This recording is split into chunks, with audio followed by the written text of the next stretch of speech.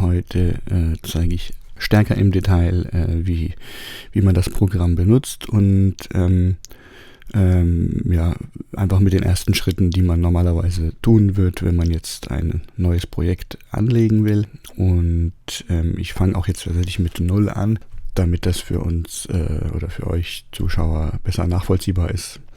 Wenn man schon so einen Demo-File hat mit extrem vielen Informationen, dann kann das auch ein bisschen verwirrend sein und so erkennt man, glaube ich, besser, wie das funktioniert. Also das ist jetzt hier quasi der Begrüßungsschirm. Hier habe ich verschiedene Demo-Projekte, die Hersteller schon mitliefern, wo man sich das Ganze anschauen kann. Ihr könnt im Übrigen auch natürlich eine Demo-Version runterladen für, ich weiß nicht wie viele Tage, und das Programm einfach ausprobieren, und da kann man hier einfach schon mal verschiedene Beispiele sich anschauen. Das habe ich im ersten Video noch nicht gesagt, das Programm gibt es für Mac und für Windows und für iOS. Die iOS-Version ist auf dem iPad auch tatsächlich eigentlich fast identisch mit der Desktop-Version. Auf dem iPhone naturgemäß etwas abgespeckter, weil einfach die bestimmten Ansichten da keinen Sinn ergeben. Ja. Wie diese Mindmap zum Beispiel, die gibt es nicht auf dem iPhone, weil es dann zu klein und fiddelig wäre. Und gut, also gibt es für diese Betriebssysteme. Und was es kostet, das weiß ich jetzt zum Zeitpunkt, wo ich das Video drehe, noch nicht, weil das Programm jetzt im Moment noch nicht offiziell erschienen ist. Wir sind ja noch in der Beta-Testphase, aber ziemlich am Ende, also es ist kurz vor Veröffentlichung steht das Ganze. Deswegen auch nicht wundern, wenn vielleicht ein paar Kleinigkeiten dann doch nochmal ein bisschen anders aussehen in eurer Fassung. Vielleicht gibt es da hier und da noch ein paar Anpassungen, weil ich jetzt die Beta-Version hier habe. Das Preismodell finde ich, also da bin ich wirklich total positiv überrascht gewesen, wie die das jetzt machen, weil mich wundert, dass das nicht häufiger so gemacht wird. Das Problem ist ja immer, man kann entweder eine Software einmal kaufen, oder es gibt diese Abo-Modelle. Und die Abo-Modelle finden eigentlich alle Benutzer total schrecklich, weil sie sich da abhängig fühlen. Und wenn sie das Abo dann sich nicht mehr leisten können, ist das Programm plötzlich nicht mehr zur Verfügung. Man zahlt vielleicht über lange Zeit immer jeden Monat Geld. Und am Ende, wenn man sagt, ich kann es mir aber jetzt diesen Monat nicht mehr leisten, dann hat man quasi das Geld einfach verschenkt. Ja? Man hat es einfach nur gemietet, quasi das Programm. Und auf der anderen Seite ist es für die Entwickler halt einfach auch sehr schwierig, wenn sie einmal Geld kriegen und nicht planen können und keine regelmäßigen Einnahmen haben. Und außerdem bedeutet es halt immer auch, dass dann nach einer gewissen Zeit eine neue Fassung kommt, die man wieder neu kaufen muss und die dann neue Features bietet, und bis dahin ist die alte Fassung könnte die schon längst mehr Features haben, aber die halten die zurück, weil sie dann irgendwann auch ein Argument brauchen, um eine neue Fassung zu verkaufen. Und ich meine, es ist halt für die kleinen Indie-Publisher da von den kleinen Software-Schmieden auch einfach finanziell nicht möglich zu überleben, wenn sie nicht ab und an auch wieder was verkaufen. Ja, das sehe ich schon ein. Also ich finde, da muss man die auch unterstützen. Und ich bin jetzt ein bisschen vom Thema abgekommen, aber ich will jetzt gerade nochmal kurz sagen, wie die das jetzt machen. Die machen das so, dass man das Programm kaufen kann und dass man dann auf jeden Fall das Programm in seiner aktuellen Fassung erworben hat und besitzt und für den Rest seines Lebens benutzen kann, sofern nicht irgendwann vielleicht Betriebssystem oder so das nicht mehr unterstützt. Und man kriegt ein Jahr lang, zumindest war es jetzt zuletzt so gedacht, guckt nochmal, ob sich da nochmal was geändert hat, aber man kriegt ein Jahr lang kostenlos die Updates, oder was heißt kostenlos, also in diesem Preis inbegriffen sind Updates, und dann, wenn neue Features kommen, kriegt man die sofort, wie bei einem Abo-Modell. Und wenn man dann danach möchte, kann man eben weitere Updates kaufen, zu einem bestimmten Preis. Der Preis stand jetzt noch nicht fest, das weiß ich nicht, aber ich denke, das wird sicherlich irgendwo in einem humanen Rahmen liegen. Und dann bekommt man eben immer die neueste Version. Wenn man das verlängert, kriegt man immer die neueste Version. Sobald irgendwas Neues verfügbar ist, kriegt man die aktuelle Fassung. Man kann aber jederzeit entschließen, jetzt erstmal oder für immer keine Updates mehr zu kaufen. Und dann hat man halt einfach die Fassung, die man als letztes hatte, für den Rest der Zeit. Man kann auch einfach sagen, ich mache jetzt 2 Jahre gar nichts, aber dann zahle ich wieder einen Update-Service sozusagen für 1 Jahr und kriege dann die Updates, die bis dahin erschienen sind. Das heißt, wer sich das leisten kann und die Entwickler unterstützen will, abonniert vielleicht einfach quasi diese Art Update-Service, aber jeder kann auch einfach sagen, ich habe jetzt mal ein paar Jahre lang kein Geld mehr bezahlt. Jetzt ist ein Punkt, wo ich sage, das Programm hat sich so weiterentwickelt, dass sich das für mich rentiert. Ich zahle jetzt wieder einmalig diese Update-Gebühr und habe dann nochmal die neueste Fassung wieder. Ich glaube, das ist dann immer für 1 Jahr automatisch.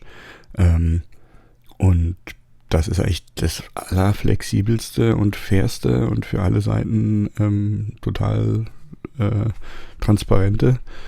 Ich denke, es gibt bestimmt genug Leute, die sagen, sie unterstützen die Entwickler und zahlen einfach jährlich ihr Update, aber jeder, der das nicht kann oder nicht will, hat trotzdem wie früher auch ein gekauftes und in dieser Fassung auf jeden Fall garantiert vorhandenes Programm.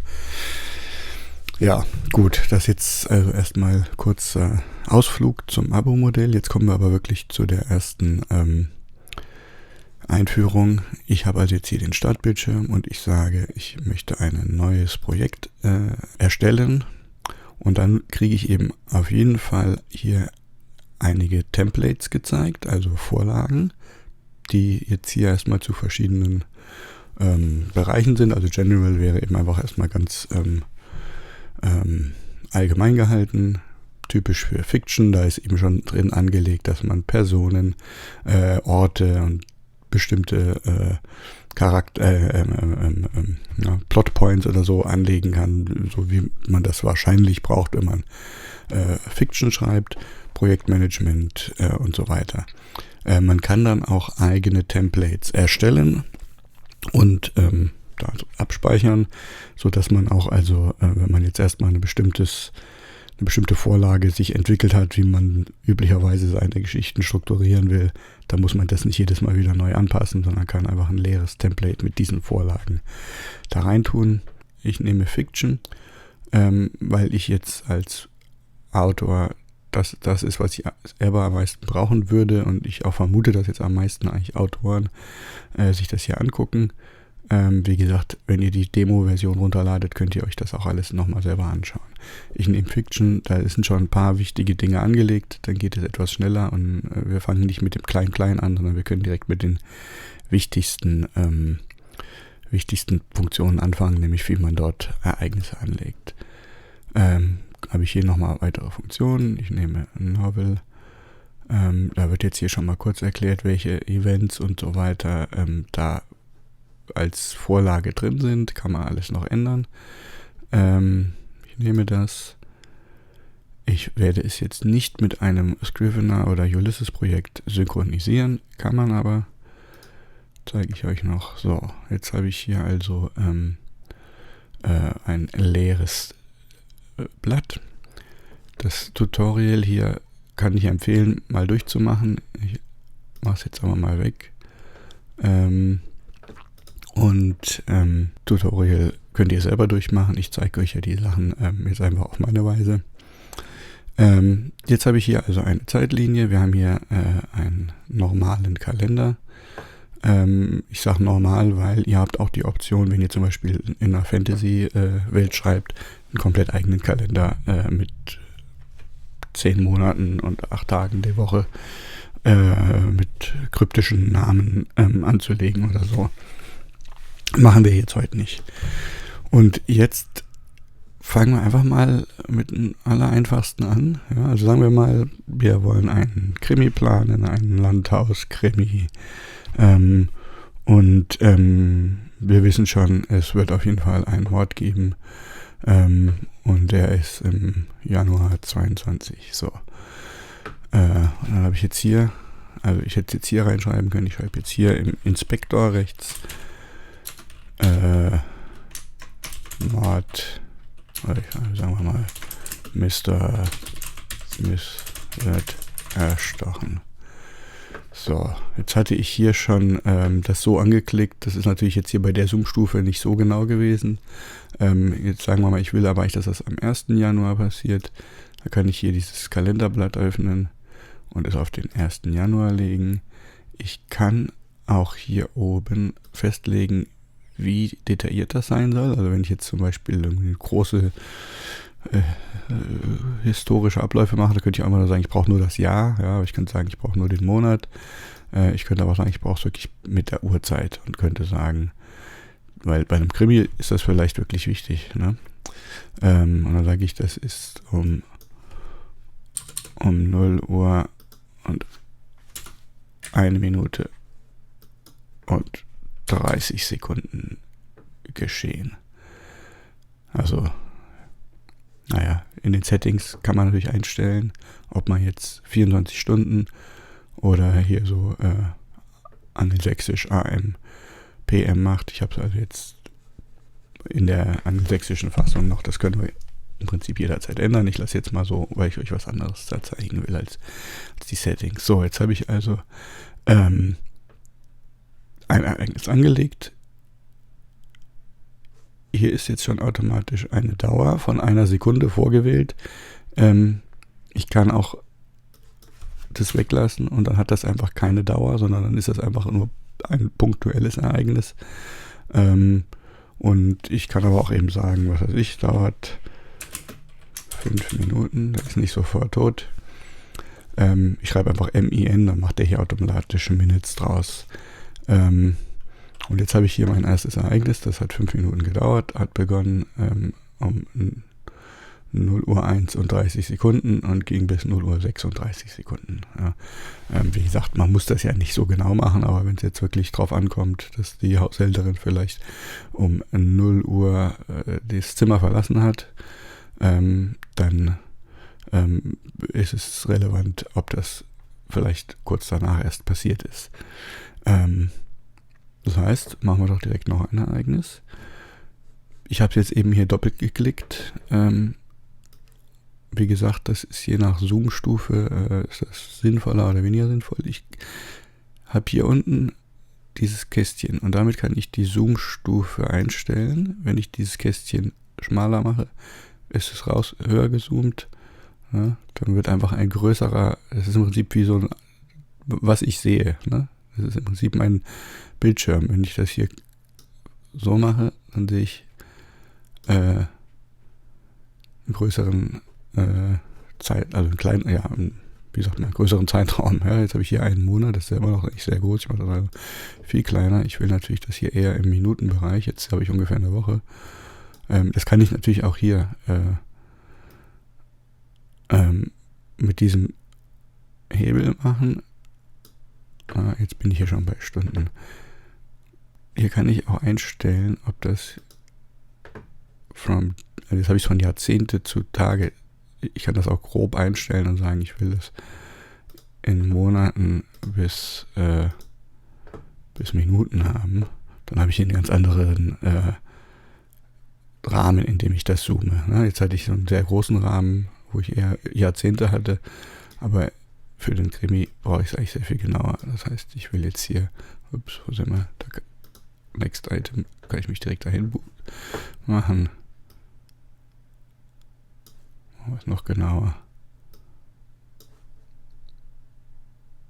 So, jetzt bin ich hier bei 12 Uhr, 12 Uhr 10, 12 Uhr 20. Das ist so die Größenordnung, die ich vielleicht jetzt in diesem Fall brauche, aber ich kann das jederzeit rein und rauszoomen. Hier mit diesem Fenster kann ich eben auch einfach die Ansicht direkt an eine bestimmte Stelle schieben. Hier unten werden die Ereignisse eher so kleine Punkte gezeigt, das heißt, da kann man sich dann auch schnell orientieren, bevor man hier mit den Fingern lange scrollen muss, kann man das einfach verschieben und in der Größe anpassen. Wie gesagt, hier kann man den Zoom auch nochmal anpassen und man kann einstellen, in was für einem Rahmen sich der Zoom bewegt. So, und dann könnte ich jetzt, hier kann ich, seht ihr die kleinen Pfeile, da kann ich die Dauer des Ereignisses auch nochmal verändern. Das heißt, jetzt würde ich hier das Ende, wenn ich sage, es dauert doch länger, den zu erstechen, 1 Minute 20, habe ich jetzt einfach das hier angepasst. Genauso könnte ich es hier anpassen. Ne? Und ich kann natürlich auch einfach das Ereignis nehmen und verschieben. Ne? Also ich kann eigentlich immer alles entweder mit der Maus quasi direkt hier drin machen, bisschen verschieben, bisschen packen und woanders hinschieben, Drag-and-Drop-mäßig, oder hier im Inspektor anklicken und reinschreiben. Angenommen, wir wollen jetzt also ein weiteres Ereignis anlegen. Die Haushälterin verlässt das Zimmer. Ich kann es jetzt hier doppelklicken auf der Timeline. Ich kann aber auch hier auf das Plus gehen und sagen, ich möchte ein neues Event anlegen. Also im Moment handeln wir von Events. Der hat das jetzt erstmal pauschal dahingesetzt, aber das ändern wir gleich. Haushälterin verlässt das Zimmer. Und dann kann ich jetzt auch hier wieder sagen, das ist an dem Tag, aber das soll sein um 12 Uhr 0 und 10 Sekunden. So, das heißt, die ist ganz kurz davor rausgegangen und dann wird er erstochen. Ich kann so einem Ereignis Farben zuordnen. Wenn ich auf Custom gehe, kann ich auch nochmal weitere Farben wählen. Und kann ich zum Beispiel, um bestimmte Point of View oder so abzutrennen, ne, dass ich sage, eine Perspektive hat die eine Farbe. Das ist natürlich völlig frei, für was man das gebrauchen kann. Dann haben wir jetzt hier schon 2 Ereignisse. Ja. Jetzt wäre es natürlich hilfreich, wenn wir die Haushälterin und Mr. Smith dem Ganzen vielleicht auch irgendwie nochmal zuordnen könnten. Das heißt, wir hätten jetzt eigentlich gerne noch ein paar Personen, Charaktere. Hier könnte ich entweder auf das Plus gehen und dann kann ich hier Charakter wählen. Ich kann auch hier in der Seitenleiste auf das Charakterpanel gehen. Looks like you haven't any characters yet. Genau, kann man direkt Create New Character. Oder hier, also das ist ja dann, dieser Begrüßungsschirm wird dann gleich weg sein, aber gut, gehen wir mal drauf. Die Haushälterin. Und ja, haben wir die erstmal, kann ich hier auf Create gehen. Da wird direkt ein neuer Charakter angelegt. Wenn ich auf das Plus gehe, muss ich erst sagen, was ich anlegen will. Da kann ich alles, was ich zur Verfügung habe, wählen. Und hier kommt natürlich direkt ein Charakter. Nennen wir ihn Mr. Mr. Smith. Der war ja eben gelb. Können wir wieder gelb machen, wenn wir wollen, zum Beispiel.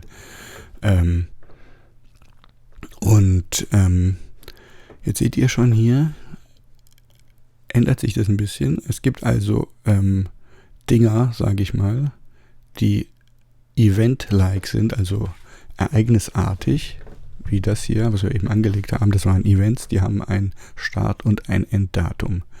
Es gibt auch Dinger, die keinerlei Daten haben, weil sie einfach keine Ereignisse sind.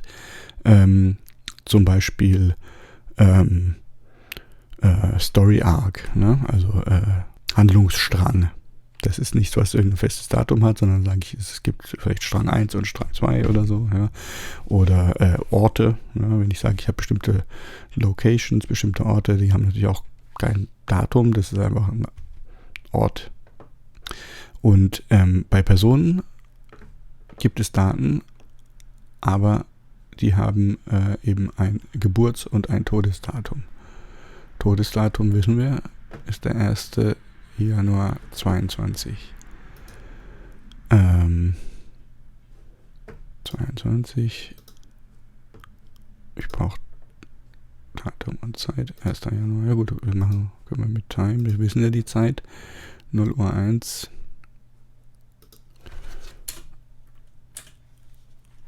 Und 40 Sekunden sind es mittlerweile, weil wir es ein bisschen verschoben haben.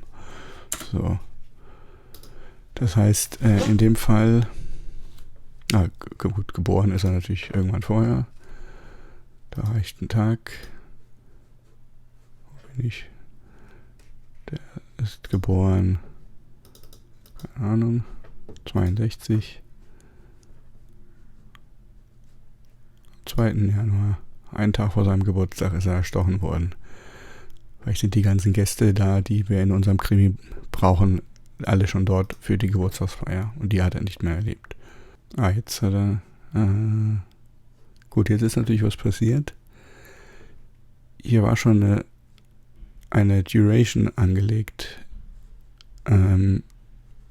Dadurch, dass wir sind im Prinzip in der falschen Reihenfolge vorgegangen. Ich habe erst das Todesdatum eingegeben, dadurch war das Geburtsdatum falsch, dadurch hat er aber schon ein Alter sozusagen berechnet und hat dann diese Duration jetzt angewendet, nachdem ich das Geburtsdatum verändert habe. Also ich hoffe, ihr versteht, was ich meine. Ihr solltet erst den Start oder die Geburt anlegen und dann das Ende, weil wenn er denkt, das Ereignis soll einen Tag dauern, weil er eben nur einen Tag alt war, dann ändert er entsprechend jetzt hier das Todesdatum, wenn ich das Geburtsdatum ändere. Das heißt, das müssten wir eigentlich erstmal leer machen und sagen, das ist das Geburtsdatum. Dann haben wir das Todesdatum. Also 1. Januar. Ich lasse jetzt mal die Uhrzeit weg. Und jetzt errechnet er automatisch, wie lange sein Leben sozusagen gedauert hat. Ne? 60 Jahre ist er also geworden. Und das Schöne ist, wenn man das hier macht, hier könnte ich sagen, ich locke das jetzt, ja, verschließe das, um sicher zu gehen, dass da nichts mehr dran verstellt wird.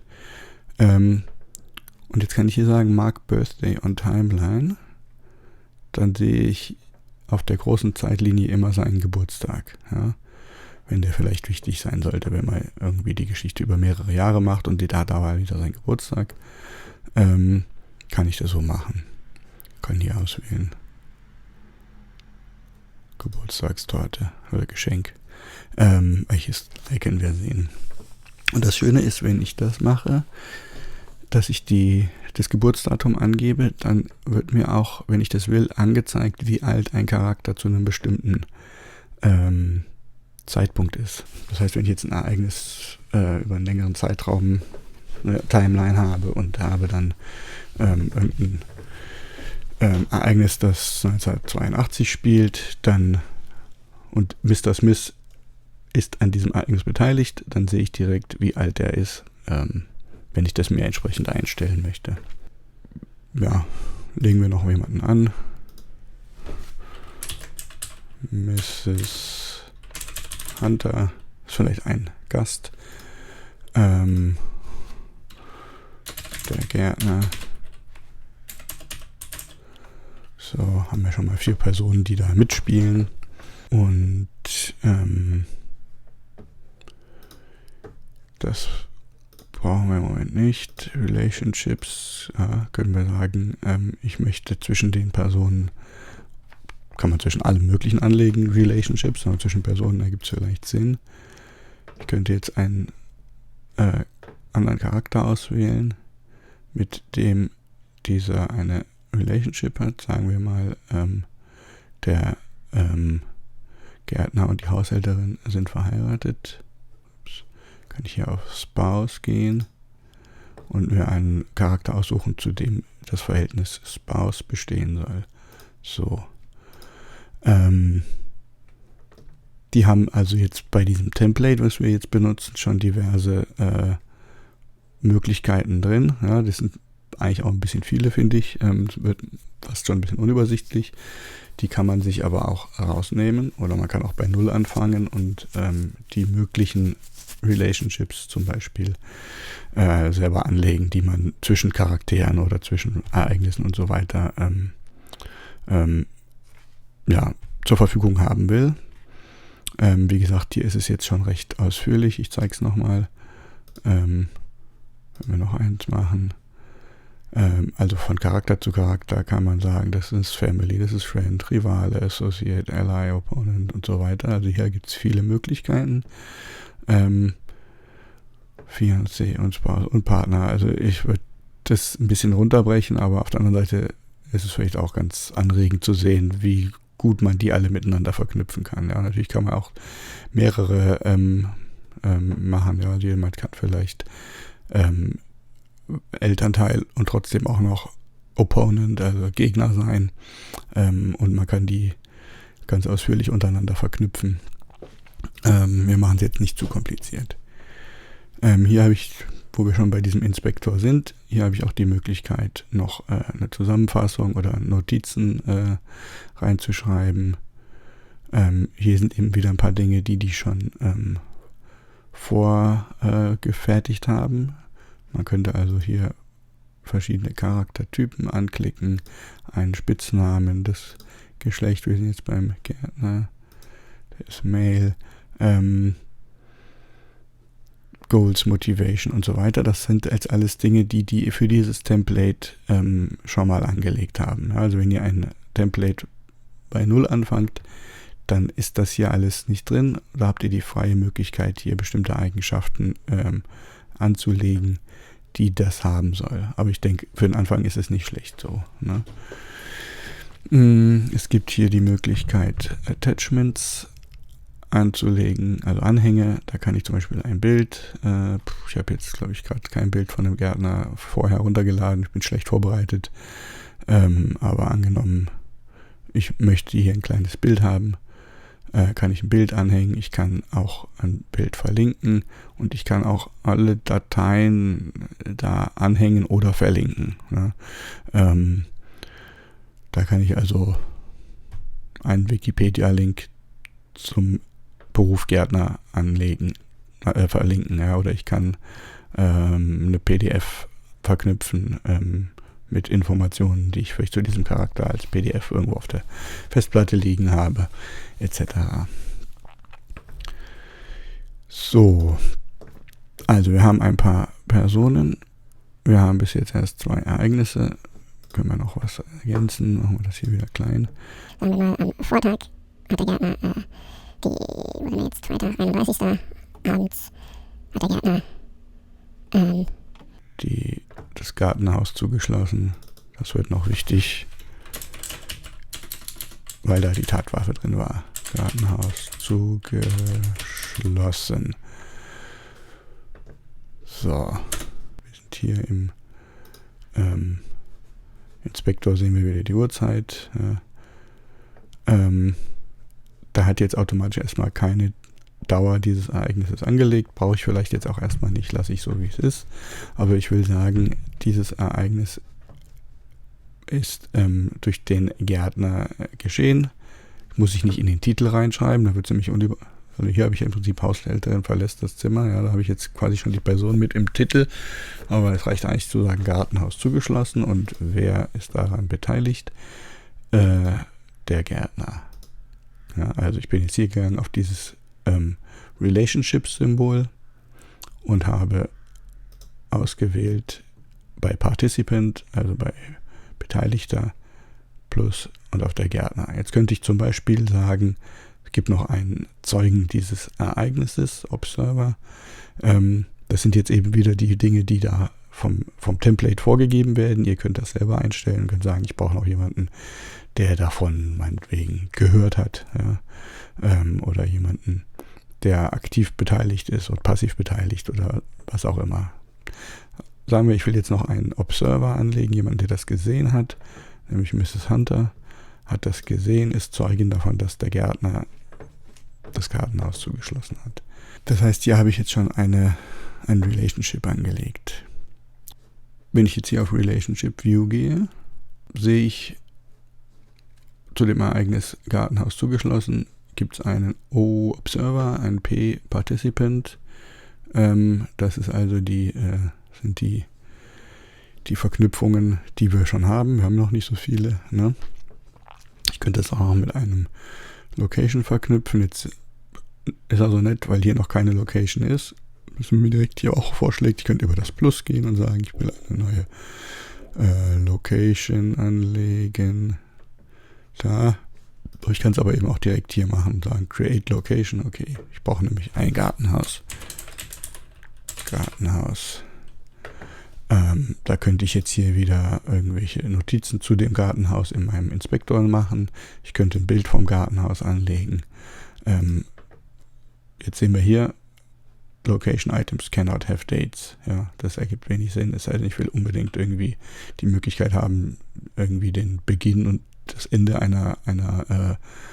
eines Ortes festzulegen. Vielleicht, wenn der Ort irgendwie zerstört wird oder so, dann könnte ich das natürlich in den Einstellungen ändern, dass auch Locations Dates haben können. Aber normalerweise wird man sagen, ist ein Location nichts, was ein Datum haben kann. Und dementsprechend können Sie auch keine Constraints haben. Was das ist, zeige ich euch in einem anderen Video. Aber ich habe jetzt hier die Möglichkeit, wieder Relationships anzulegen. Ich habe diese Möglichkeit eben aber auch einfach hier in dieser Ansicht, ja, wo ich meine Verknüpfungen habe. Wenn ich jetzt hier drauf gehe, mit einem Klick zeigt er mir alle Möglichkeiten, die in Bezug auf eine Location erlaubt sind, so wie das Setting es vorgibt, ja, wie das Template es vorgibt. Ich kann auch das alles wieder anpassen. Relates to gibt es immer. Ne? Also in irgendeiner Form hängt das zusammen. Das kann man im Prinzip zwischen allem machen. Ansonsten sind eben die möglichen Relationships spezifisch angelegt, so dass sie Sinn ergeben. Das heißt, ein Gartenhaus kann jetzt nicht Elternteil für irgendwem sein. Das sieht man nur, wenn man eine Person anlegt. Wenn man jetzt eine Location anlegt, kann man sagen, das ist die Location für dieses Ereignis. Ja, das heißt, wenn ich jetzt auf Gartenhaus zugeschlossen gehe, bin ich jetzt hier und ich habe hier die verschiedenen Reiter, den Reiter Relationships, dann sehe ich, wir haben schon vorher gesagt, Observer und Participant. Jetzt haben wir auch noch ein Ereignis, eine Relationship, eine Verknüpfung zum Thema Location, nämlich das Gartenhaus. Wenn ich auf das Gartenhaus gehe, habe ich keine Relationship zu diesem Ereignis, weil Relationships nicht immer automatisch in beide Richtungen angezeigt werden. Man kann auch das wieder einstellen. Man kann bei den Einstellungen sagen, diese Relationship ist bidirektional. Das heißt, wenn ich zum Beispiel Geschwister habe, ja, dann ist immer der eine automatisch auch das Geschwister vom anderen. Da ergibt es Sinn, dass das dann hier auch auftaucht. Aber wenn ich mir jetzt vorstelle, dass ich vielleicht sehr, sehr viele Ereignisse im Gartenhaus spielen habe, über einen langen Roman, dann bringt es mir nichts, wenn zu jeder Szene jetzt hier in diesen Relationships die ganzen Szenen auftauchen. Ja, dafür habe ich ja diese verschiedenen Ansichten, um so einen Überblick zu kriegen. Aber ich muss jetzt nicht im Inspektor zu jede Szene sehen, die mit dem Gartenhaus verknüpft ist. Deswegen ist die in einer Richtung. Das heißt, das Ereignis hat eine Verknüpfung zum Gartenhaus, aber das Gartenhaus hat in seinem Inspektor nicht zu jedem Ereignis die Verknüpfung stehen, die da spielen, ja.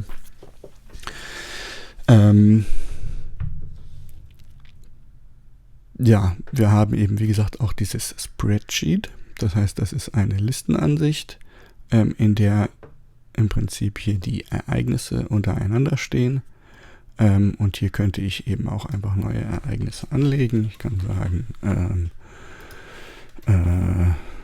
das Testament wird versteckt.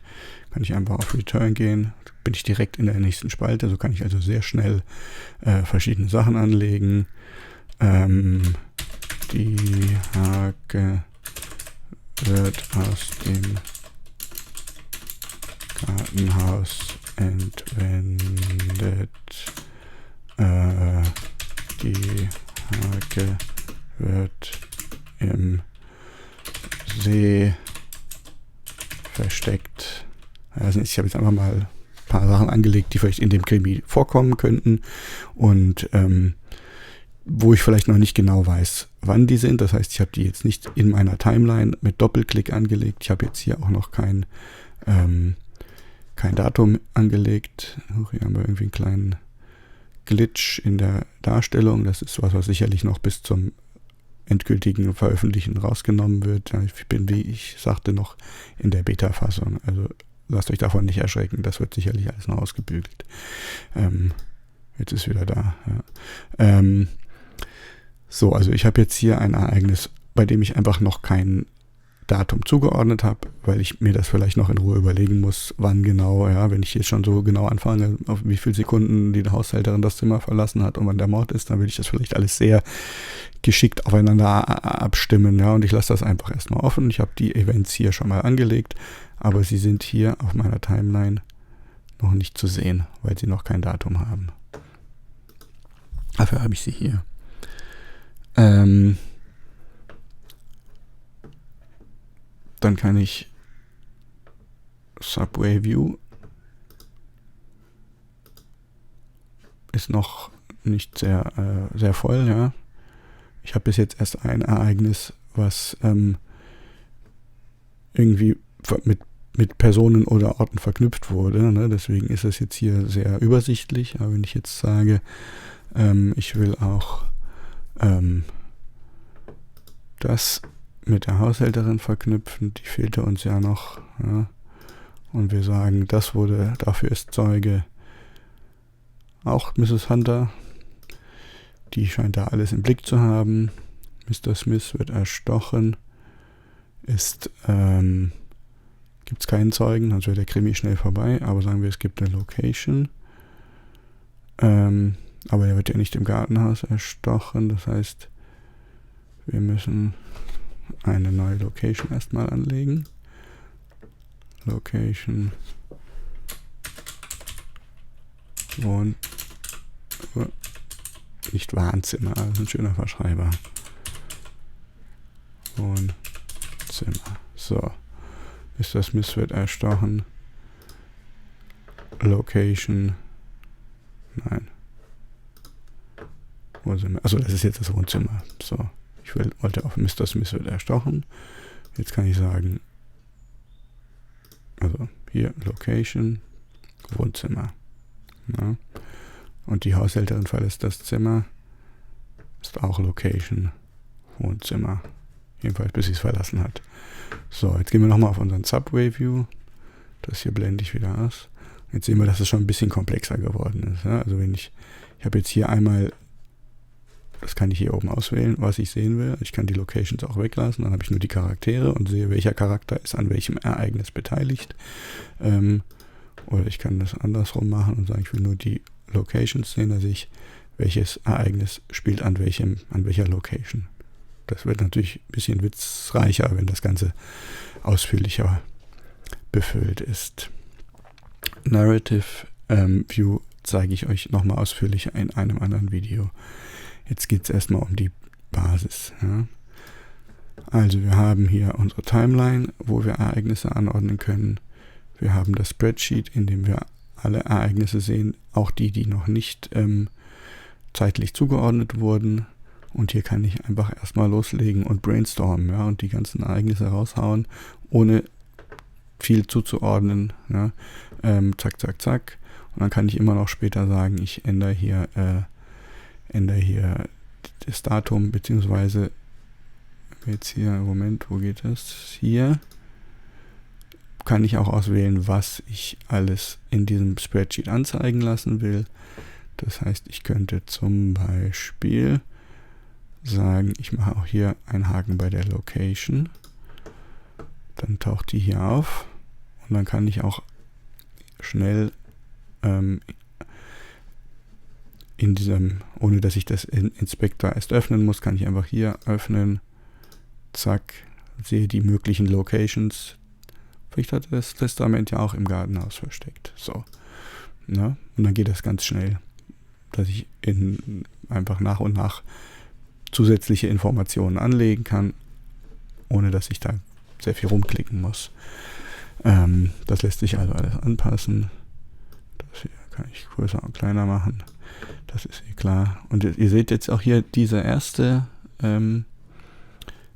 Block mit dem Namen, der bleibt immer bestehen. Wenn ich hier scrolle, dann sehe ich trotzdem immer, auf was sich das bezieht. Ich könnte das vielleicht ein bisschen kleiner machen, weil so viel Platz brauche ich gar nicht, ja, dass ich mehr Ansicht habe. Aber das bleibt immer bestehen.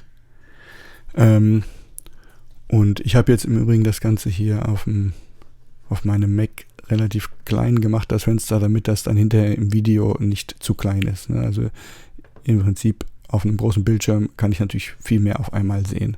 Aber ich habe es jetzt so das Fenster nicht sehr groß gemacht, damit das eben auch, wenn man das später auf einem kleineren Bildschirm sich das Video anguckt, noch was lesen kann. Und ein Punkt ist noch ganz wichtig, der ist auch neu, das habe ich im ersten Video noch nicht genau gesagt. Ich habe jetzt auch die Möglichkeit, Split Views, also mehrere Ansichten innerhalb eines Fensters zu machen. Das geht hier oben. Da kann ich also jetzt hier das Ganze horizontal splitten und kann zum Beispiel sagen, in dem unteren Teil möchte ich meine Zeitlinie haben und im oberen Teil mein Spreadsheet. Und dann kann ich ganz einfach zum Beispiel Gartenhaus zugeschlossen. Das heißt, irgendwann davor wird die Hake aus dem Gartenhaus entwendet. Na, und kann hier, ihr seht, ich kann hier sehr exakt dann, das hängt natürlich von meiner Zoom-Stufe ab, welche Schritte da sind, da kann ich sagen, da lege ich mir das hin. Und ich habe hier oben einen Überblick über die Ereignisse und hier unten zum Beispiel über die Timeline. Ja. Ich kann auch sagen, ich will in beiden eine Timeline, aber die obere filter ich mir zum Beispiel nach der Person.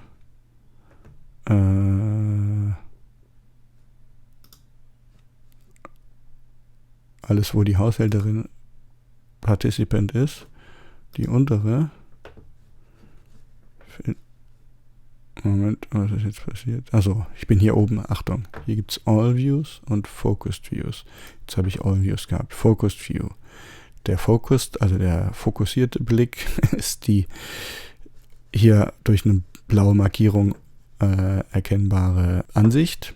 Hier kann ich jetzt sagen, ich filtere nach Person. Ich will nur den Teilnehmer, die Haushälterin. Und jetzt sehe ich, ich klicke hier das wieder zurück, jetzt sehe ich hier in der unteren Timeline nur die Ereignisse, die durch die Haushälterin erfolgen. Oben sehe ich alle. Ich kann auch sagen, oben will ich jetzt nur zum Beispiel Mr. Smith sehen. Achtung, Focused View ist das, was ich filtern will, sonst filtere ich mir nämlich alles. Und kann sagen, hier soll alles, was der Gärtner macht, zu sehen sein. Blende das hier wieder aus. Und jetzt habe ich eine Timeline, wo ich nur die Ereignisse vom Gärtner sehe, eine andere Timeline, wo ich nur die Ereignisse der Haushälterin sehe, und die scrollen hier auch parallel, wenn ich das will. Wenn ich das nicht will, mache ich hier unten dieses kleine Fenster auf, dieses Schloss auf, und kann sagen, die untere scrollt getrennt von der oberen. Ja, also das kann auch sehr praktisch sein, um einen besseren Überblick zu haben und zu sagen, was macht eigentlich der eine, was macht der andere zu einem bestimmten Zeitpunkt. Passt das zusammen? Natürlich kann man sich auch in einer Zeitlinie anzeigen. Es kommt eben darauf an, was man da jetzt genau macht, ob das eine oder das andere praktischer ist. Die Filter,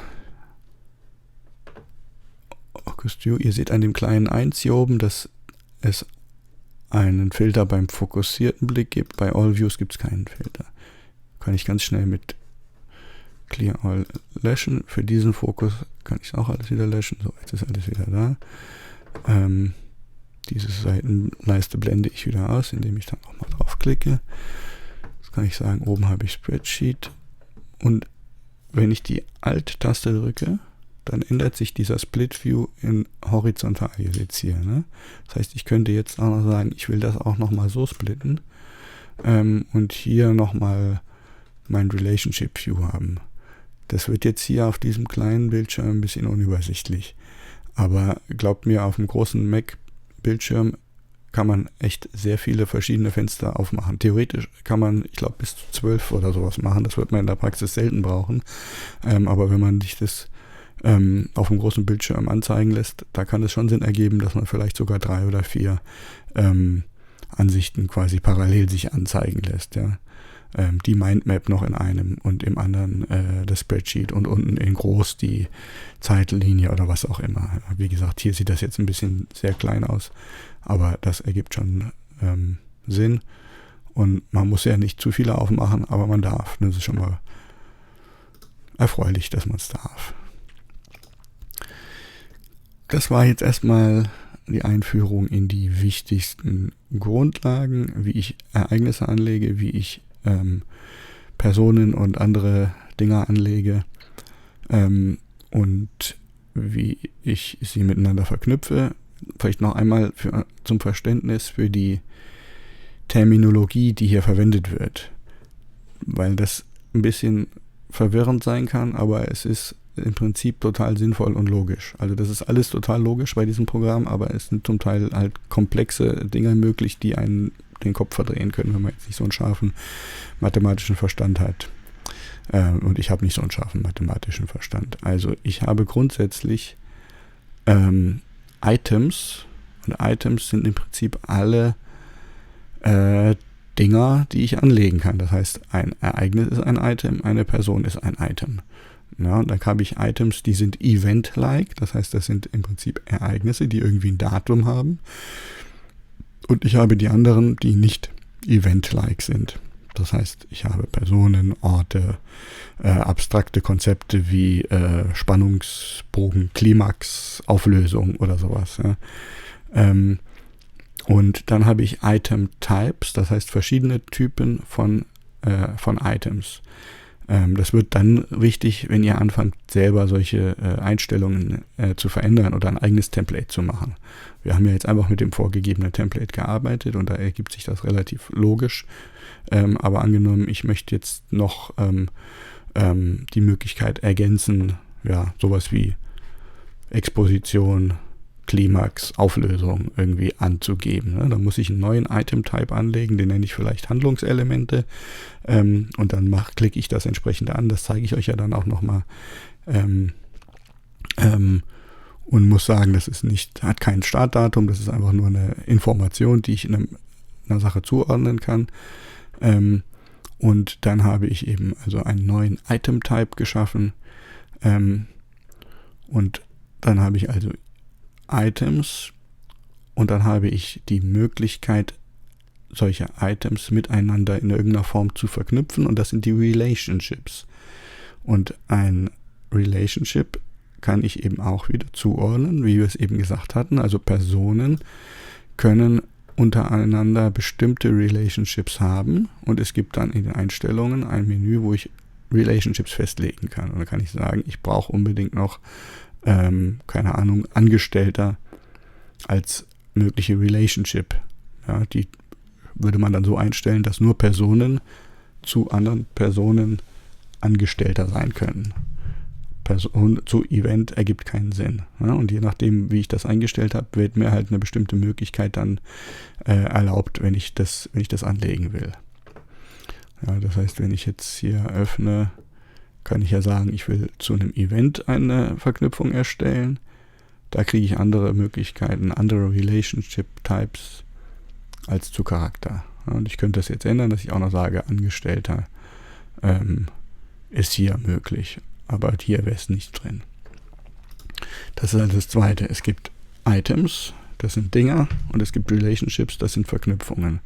Und dann gibt es noch eine dritte Sache, das sind Properties, Eigenschaften. Und Eigenschaften sind all das, was ich in diesem Feld hier ergänzen kann. Ja, das heißt, auch das, wie gesagt, haben die sich jetzt hier überlegt, was sie haben wollen. Sie haben jetzt hier eine Eigenschaft namens Character Type mit einer Auswahlliste reingetan. Und da kann ich jetzt Protagonist, Antagonist und sowas machen. Oder einfach ein freies Feld, wo ich hier was reinschreiben kann, Occupation.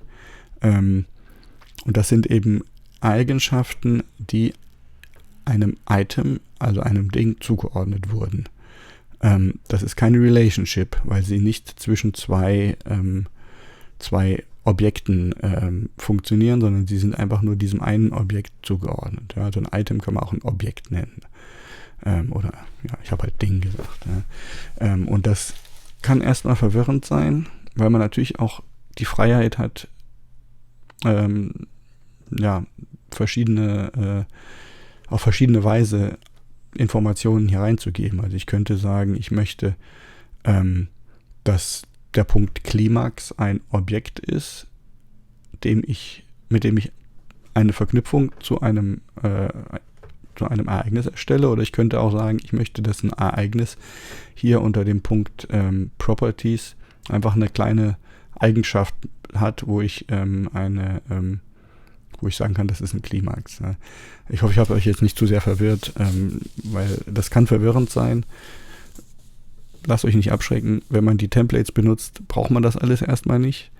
Aber wenn man selber welche entwerfen will, dann ist es sinnvoll, dass man einmal verstanden hat, es gibt Objekte, das sind entweder zeitliche Ereignisse oder alle anderen Objekte wie Personen.